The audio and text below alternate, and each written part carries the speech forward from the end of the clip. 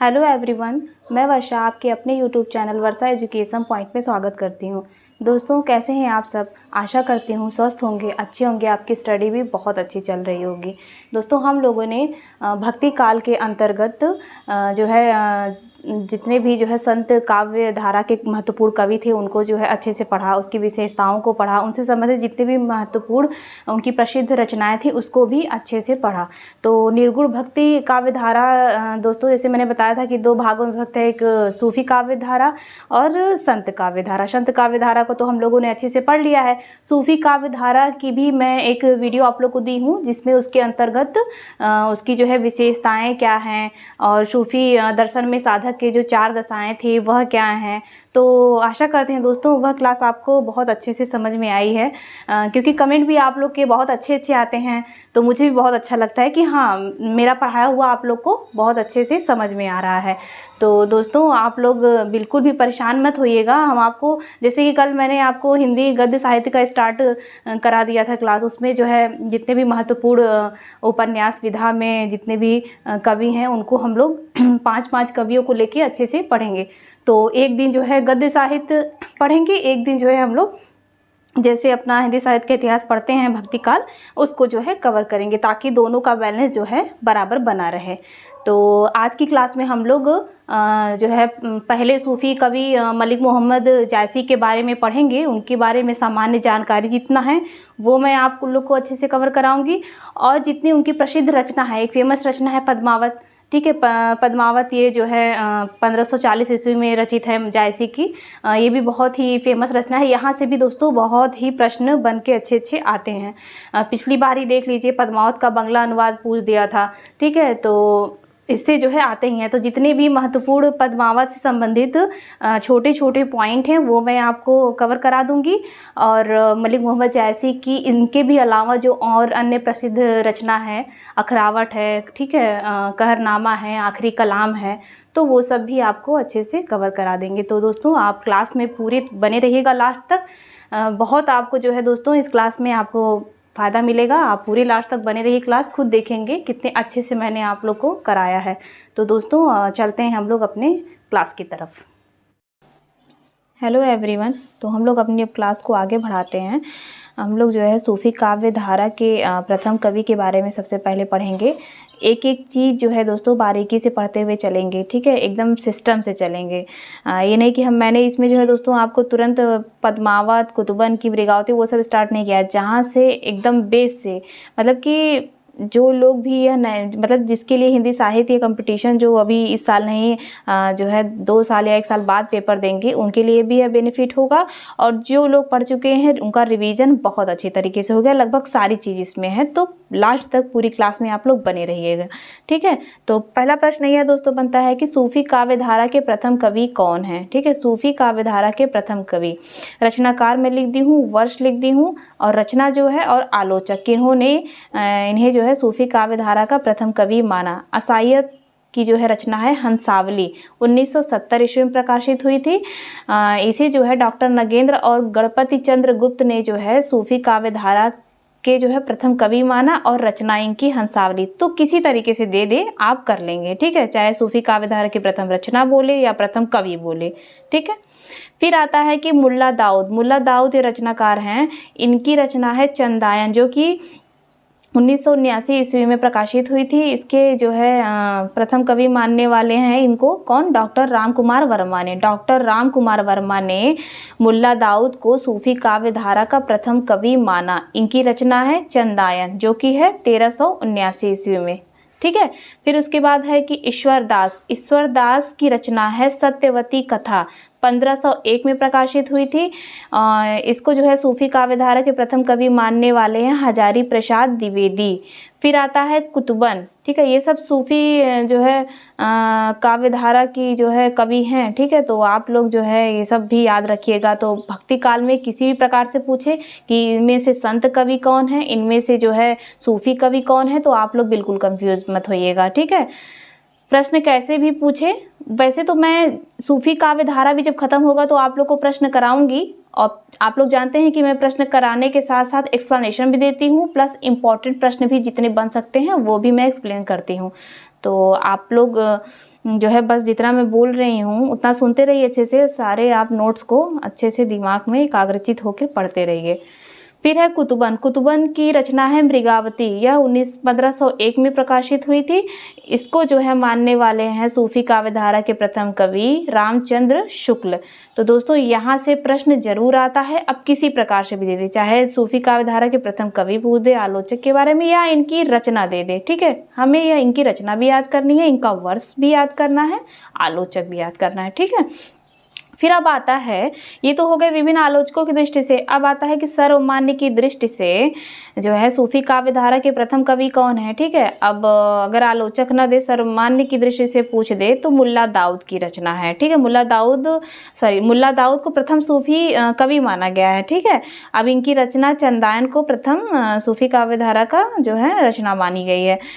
तो ये किसके द्वारा माना गया है? सर्वमान्य की दृष्टि से मुल्ला दाऊद को प्रथम सूफी कवि माना गया है। ठीक है, अब दोस्तों इसमें इम्पॉर्टेंट क्या मैं नोट के थ्रू यहाँ पे लिख दी हूँ, असायद की रचना है ना हंसावली, जो कि 1370 ईस्वी में प्रकाशित हुआ था।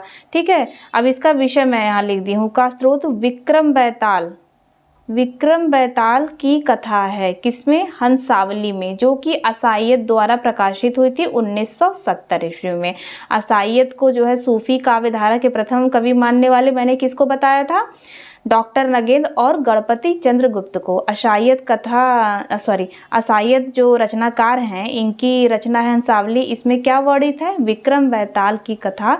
इसमें पाटन की राजकुमारी हंसावली। देखिए मैंने बताया था आप लोग को सूफी काव्यधारा की विशेषताओं में कि प्रेम गाथाओं का नामकरण इन्होंने जो है नायिकाओं के नामकरण के आधार पर किया है, जो भी रचना की है। तो देखिए हंसावली इनकी रचना है ना, उसमें नायिका भी हंसावली है। ठीक है, तो नायिका के नाम के आधार पर इन्होंने अपनी कृति लिखी। फिर है दूसरा इंपॉर्टेंट क्या नोट में मैंने लिखा है, राम कुमार वर्मा ने मुल्ला दाऊद को अपने इतिहास ग्रंथ में संधि काल के अंतर्गत रखा। ठीक है, अच्छा आप लोग कमेंट करके बताइएगा राम कुमार वर्मा का जो है इतिहास ग्रंथ कौन सा है। मैंने उसको भी अपनी क्लास में बताया था, जो है उनकी महत्वपूर्ण ग्रंथ है ना, तो वो बताइएगा, और सन को जोड़ के बताइएगा। ठीक है, तो दोस्तों उम्मीद करते हैं आपको जो है पूरी तरीके से याद हो गया होगा। फिर अब हम लोग आते हैं एक एक करके रचनाकार को पढ़ते हैं। नोट में चौथा पॉइंट क्या है? नोट में चौथा पॉइंट मैंने लिखा है दोस्तों, डॉक्टर माता प्रसाद गुप्त ने चंदायन किसकी रचना है? मुल्ला दाऊद की। ठीक है, मुल्ला दाऊद की 1379 ईस्वी में रची गई थी। को लोर कहा या लोर कथा नाम से अभिहित किया। किसने? डॉक्टर माता प्रसाद गुप्त ने चंदायन को लोर कहा या लोर कथा नाम से अभिहित किया था। ठीक है, अब दोस्तों मैंने बताया था कि चंदायन की जो रचना है उसके रचनाकार कौन है? मुल्ला दाऊद को प्रथम सूफी काव्यधारा के कवि किसने माना था? राम कुमार वर्मा ने। आप लोग ऐसे को रिलेट करके हुए पढ़ते रहिए, ताकि आगे जितनी भी सारी चीज़ें पढ़ेंगे आपका रिवीजन भी होता रहेगा इस हिसाब से। फिर अब हम आते हैं महत्वपूर्ण सूफी कवियों को पढ़ते हैं। आज हम लोग पढ़ेंगे दोस्तों मलिक मोहम्मद जायसी के बारे में। जितने भी इनसे इम्पोर्टेंट प्रश्न बन सकते हैं और इनकी महत्वपूर्ण पंक्ति क्या है वो भी मैं लिख दी हूँ, तो हम लोग एक एक करके पढ़ते हुए चलते हैं। तो मलिक मोहम्मद जायसी का सर्वप्रथम हम लोग जन्म पढ़ लेते हैं। इनका जन्म कब हुआ था? इनका जन्म हुआ था 1397 ईस्वी से लेकर 1494 के बीच में माना जाता है। इनकी मृत्यु 1542 ईस्वी में माना गया। तो फिर उसके बाद इनको जो है सूफी काव्यधारा के प्रतिनिधि कवि कहा गया। किसको? मलिक मोहम्मद जायसी को सूफी काव्यधारा का प्रतिनिधि कवि कहा गया। अब पढ़ते हैं दोस्तों हम लोग कि इनका जन्म तो पढ़ लिए, अब जन्म स्थल पढ़ते हैं। इनका जन्म स्थल है अमेठी के निकट जायस में रहते थे। जायस में रहने के कारण इनको जायसी कहा गया। ठीक है, अभी आता है प्रश्न जो है दोस्तों कि मलिक मोहम्मद जायसी जो है उनके गुरु का नाम बताइए। तो उनके गुरु हैं प्रसिद्ध सूफी फ़कीर शेख मोहिदी या मुहुउद्दीन। ठीक है, शेख मोहिदी आप लोग याद करिएगा। इनके जो है शिष्य कौन थे? मलिक मोहम्मद जायसी। और किसके समकालीन थे? शेर शाह के समकालीन थे मलिक मोहम्मद जायसी। देखिए कितने अच्छे से मैं जो है दोस्तों लगभग बारीकी से सब कुछ यहाँ पे नोट कर दी हूँ। तो आप लोग चाहे अपना जो है वीडियो पॉज करके नोट्स बनाते रहिए, या पहले एक बार समझ लीजिए। वीडियो तो मेरी पड़ी ही रहेगी सारी, तो आप लोग 2-3 बार पढ़ेंगे तो रिवाइज हो जाएगा। फिर है ये तो हम लोगों ने पढ़ लिया इनकी सामान्य जानकारी। अब आते हैं महत्वपूर्ण रचनाओं में। इनकी पहली महत्वपूर्ण रचना है पद्मावत। यहाँ से दोस्तों प्रश्न पूछता है हर बार, पिछली बार भी पूछा था, ठीक है। तो पद्मावत से प्रश्न जो है बनता है बहुत अच्छा। पद्मावत किसकी रचना है? मलिक मोहम्मद जायसी की है। तो दोस्तों पद्मावत इनकी बहुत ही इम्पोर्टेंट रचना है। क्या यह रचना कब प्रकाशित हुई थी? 1540 ईस्वी में। 1540 ईस्वी में पद्मावत रचना इनकी प्रकाशित हुई थी। इसके बारे में थोड़ा हम लोग पढ़ लेते हैं। क्या क्या मेन पॉइंट है कि इसमें जो है नागमती, पद्मावती और रतन सेन की प्रेम कहानी है, ठीक है। अब क्या है इसमें जो है दोस्तों, समझिए आप, यह एक प्रेमाख्यानक काव्य है। इसमें राजकुमार रतन सेन और राजकुमारी पद्मावती की प्रेम कथा का वर्णन है। किसके अंतर्गत? पद्मावत के अंतर्गत।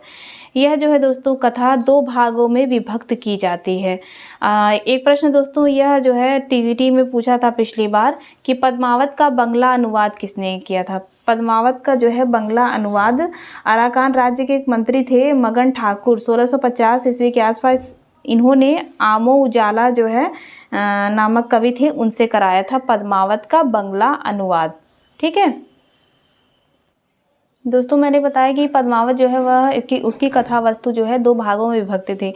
तो पहली जो पूर्वार्ध कथा है उसमें जो है रतन सेन और पद्मावती की विवाह तक की कथा वर्णित की गई है, और उत्तरार्ध दूसरी कथा में अलाउद्दीन की चित्तौड़ पर चढ़ाई की कथा है और पद्मावती की सती होने की कथा मिलती है, ठीक है। तो आप लोग ये भी याद करिएगा कि पद्मावत जो की कथा वस्तु है वह 2 भागों में विभक्त है।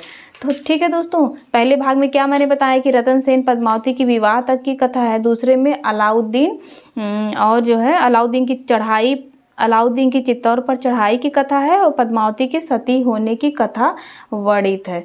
और दोस्तों और नोट में भी आप लोग यह जो है देखिएगा कि मैंने क्या लिखा है। यहाँ से भी प्रश्न आता है कि पद्मावत में कुल कितने खंड है? पद्मावत में कुल 57 खंड हैं। इनका प्रिय अलंकार है उत्प्रेक्षा अलंकार, ठीक है। लगभग सारी इंपॉर्टेंट चीज़ें मैं लिख दी हूँ दोस्तों, तो आप लोग बारीकी से समझते हुए चलिएगा। पद्मावत में कुल कितने जो है खंड हैं या सर्ग? 57 हैं। इनका प्रिय अलंकार है उत्प्रेक्षा अलंकार, ठीक है। फिर आता है कि पद्मावत की जो भाषा थी, पद्मावत जो है ठेठ अवधी भाषा में रचित हिंदी का महाकाव्य है, ठीक है। ठेठ हिंदी भाषा में रचित हिंदी का महाकाव्य है पद्मावत।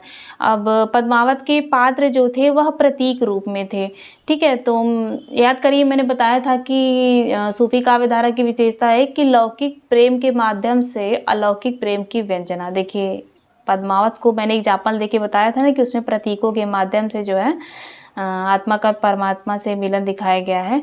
तो जितने भी पद्मावत पे पात्र हैं वो भी मैं यहाँ पे लिख दी हूँ, और उनको जो है किस प्रतीक से दर्शाया गया है वो भी आपको यहाँ पे मिल जाएगा। तो दोस्तों कोई भी चीज़ जो है पद्मावत से मैंने छोड़ा नहीं है, लगभग सारी चीज़ कवर की है। तो पढ़ते हैं। पद्मावत ठेठ अवधी भाषा में रचित हिंदी का महाकाव्य है।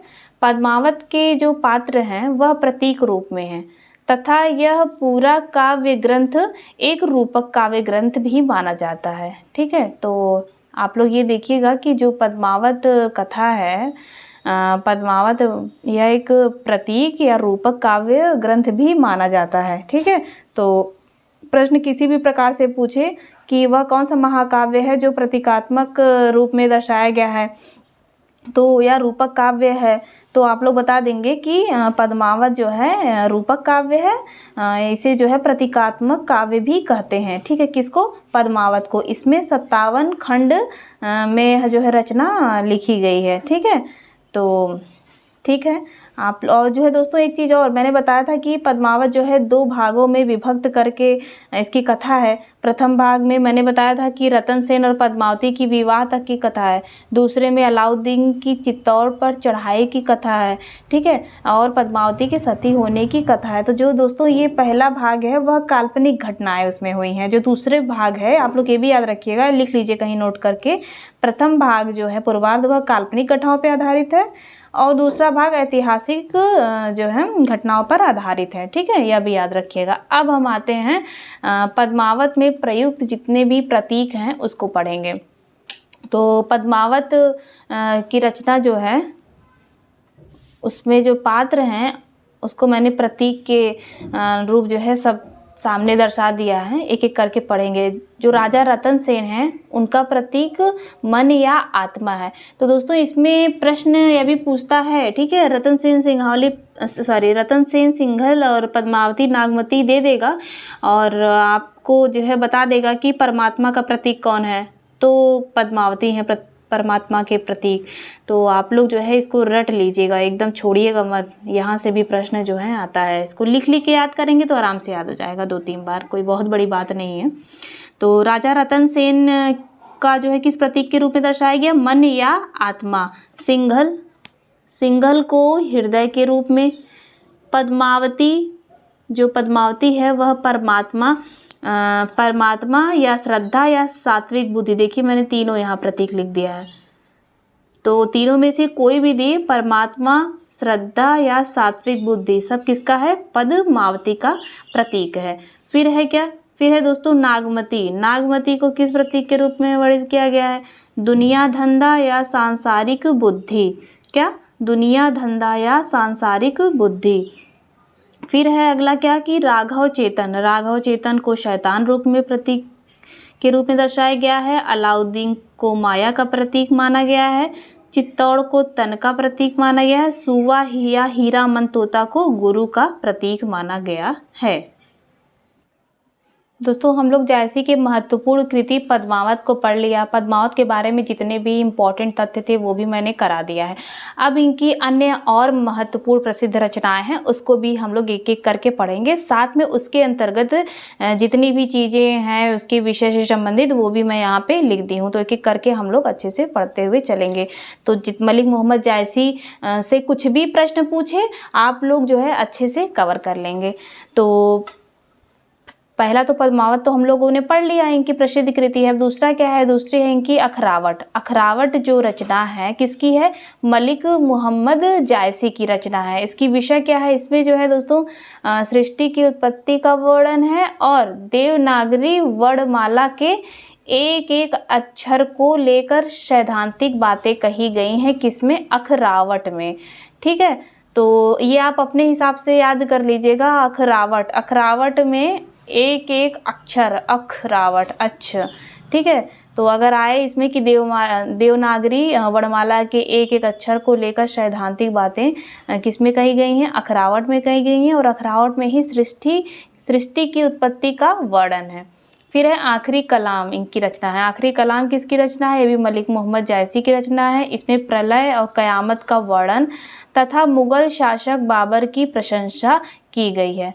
तो दोस्तों प्रश्न इस प्रकार पूछ सकता है कि मलिक मोहम्मद जायसी की जो है इनमें से जितनी 6 रचनाएं हैं इनमें से कोई भी रचना दे देगा और उसमें पूछेगा कि बाबर की प्रशंसा का वर्णन किस जो है कृति में है। ठीक है, तो किस कृति में है, आखिरी कलाम। और आखिरी कलाम में ही प्रलय या कयामत का वर्णन है। तो आप लोग इस पे 2 चीज़ देखिए, बहुत इंपॉर्टेंट चीज़ें हैं। क्या, अखरावट में सृष्टि, अब सृष्टि को प्रलय से मत जोड़ दीजिएगा। सृष्टि की उत्पत्ति अखरावट में, आखिरी कलाम में प्रलय और कयामत का वर्णन है और बाबर की प्रशंसा की गई है। फिर इनकी है अन्य महत्वपूर्ण रचना चित्ररेखा में लघु प्रणय की कथा है। कहरनामा में आध्यात्मिक विवाह का वर्णन कहरवा शैली में वर्णित है। ठीक है, कहरनामा में क्या है, आध्यात्मिक विवाह का वर्णन कहरवा शैली में है। फिर है अगला मसला या मसलानामा। ठीक है, यह भी किसकी कृति है, मलिक मोहम्मद जायसी की कृति है। इसमें ईश्वर की भक्ति से संबंधित मुद्दे एवं प्रेम का निवेदन, ठीक है, ईश्वर की भक्ति से संबंधित मुद्दे एवं प्रेम का निवेदन वर्णन है किसमें, मसलानामा में। यह भी जो है जायसी की एक कृति है।